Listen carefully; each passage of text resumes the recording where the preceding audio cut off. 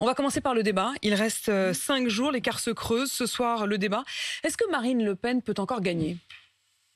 Oui, je pense qu'elle peut encore gagner. En tout cas, je l'espère. C'est la raison d'ailleurs pour laquelle j'ai personnellement appelé à voter pour elle, et y compris d'ailleurs Éric Zemmour, sans hésitation, sans condition, parce que face à Emmanuel Macron, il n'y avait pas d'ambiguïté possible, malgré le fait qu'on puisse avoir des singularités sur le plan de la ligne ou même de la stratégie.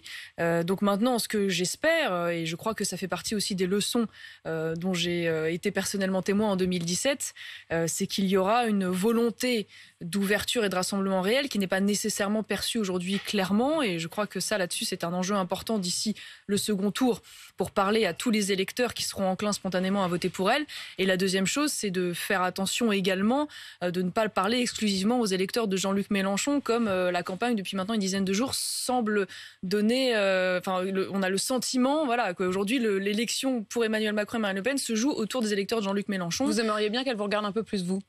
C'est pas moi personnellement, non, mais je veux dire, les 7% c'est évidemment les 2 millions d'électeurs d'Éric Zemmour, mais au-delà de ça, c'est les 14 millions de personnes qui ont voté plus généralement, plus globalement à droite durant cette élection, qui ont des attentes fortes sur un certain nombre de sujets, évidemment civilisationnels, sécuritaires, européens, économiques, et dont on a le sentiment que depuis une dizaine de jours, ils sont peut-être un peu mis de côté au détriment de signaux très forts envoyés à l'égard des électeurs de Jean-Luc Mélenchon. On va les prendre.